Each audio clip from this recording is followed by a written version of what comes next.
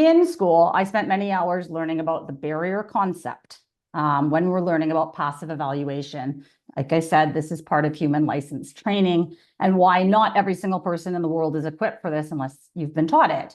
So the barrier concept is this. If we look at the chart on the right, this is giving us an example of range of motion. And if we look in the middle there, we have active movement. So that's the movement. I'm going to give you an example with my wrist for you guys at home. Active movement would be this, okay? So we're gonna look at my wrist flexing. This is my active movement. What I can do on my own, okay? But it's gonna stop at a certain point because of, this is when the muscles and the fascia are gonna be engaged and we're gonna get a stop of range of motion.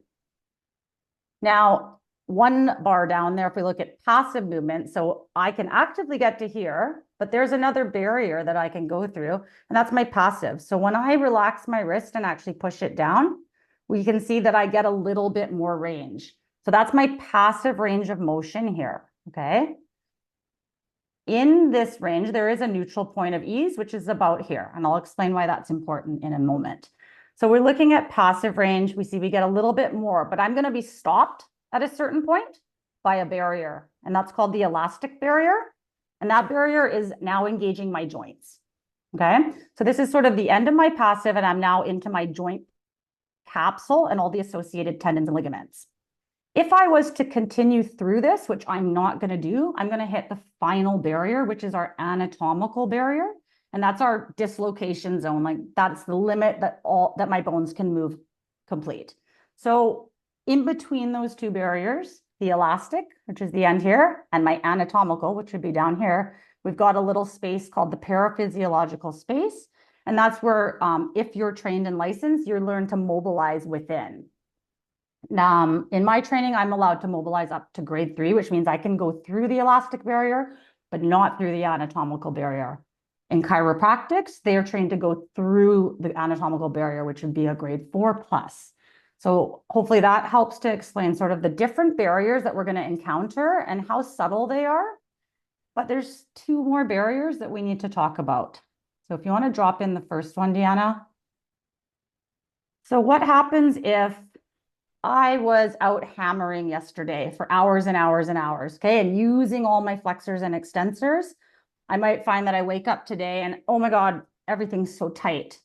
And now we have my range of motion only goes to here, okay? This is now my active range of motion. I cannot go any further because it's limited by all the tightness of the muscles here. So when we get a limitation like this, it takes that neutral point back to about here. So it actually shortens everything up in that scale there that you're seeing, where everything's tightening up in the range. And it means that I now would be potentially damaging the muscles if I was to take it through that because they're tight, right? So we don't want to risk tearing them. Deanna, can you drop in the restrictive barrier? That has to be Joe. Joe, could you click one more time? Sorry. I just want her to click.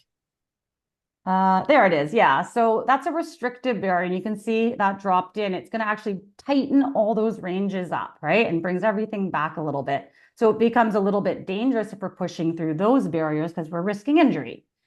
And now there's one more barrier. The very last one is our pathological barrier.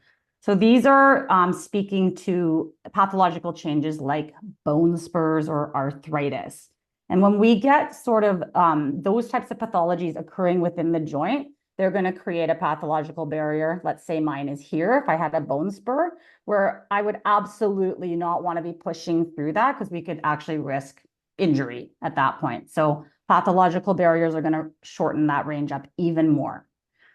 So yeah, the point of going through this is just to kind of show you that there's so many barriers that we could accidentally blow through when we're even doing simple stretches with the horse, that we really want to be paying attention to the different feels in our hands as we're doing that.